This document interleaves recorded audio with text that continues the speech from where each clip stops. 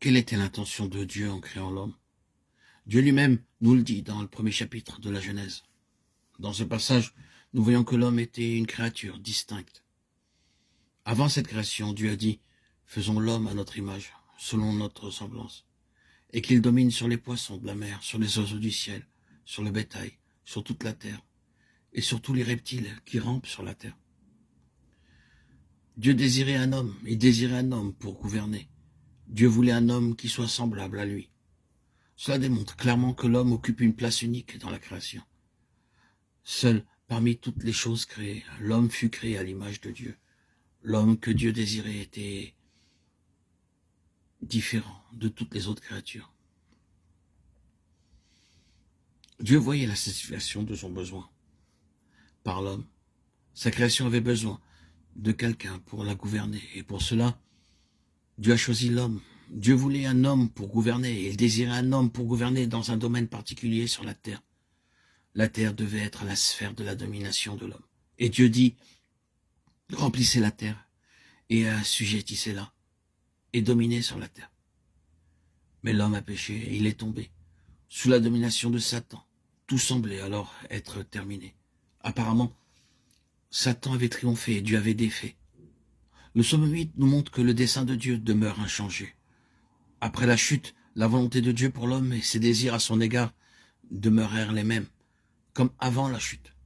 Malgré la chute de l'homme, le psalmiste a chanté ce cantique de louange, car il ne perdait pas de vue. Genèse 1, car Dieu n'avait pas oublié son intention première.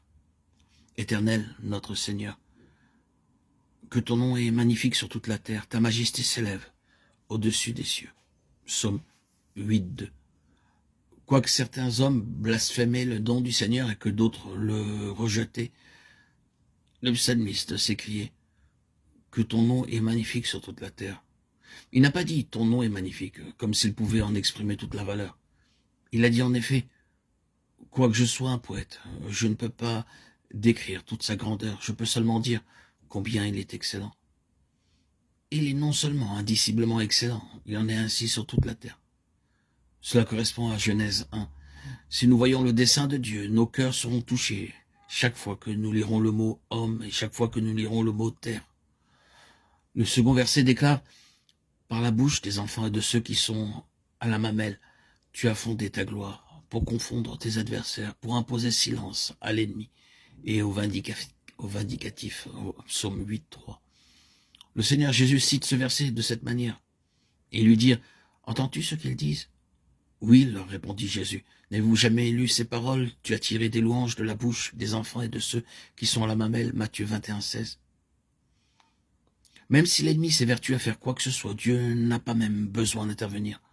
Un peuple d'adorateurs peut imposer silence à l'ennemi. Nous lisons dans les versets 4 à 7.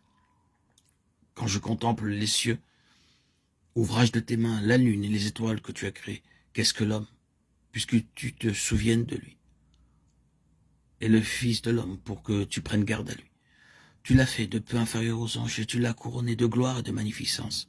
Tu as donné la domination sur les œuvres de tes mains et tu as tout mis sous ses pieds. Psaume 8, 4 à 7. Si nous avions dû écrire ce psaume, nous aurions probablement ajouté une parenthèse dans ce style. Hélas, l'homme a chuté, il a péché et a dû être chassé du jardin d'Éden. C'est ainsi qu'il a manqué le but. Mais grâce à Dieu, il n'y avait pas ce genre de pensée dans le cœur du psalmiste. C'est ainsi qu'il rappelle cette si vieille histoire en laissant de côté l'épisode de la Genèse 3.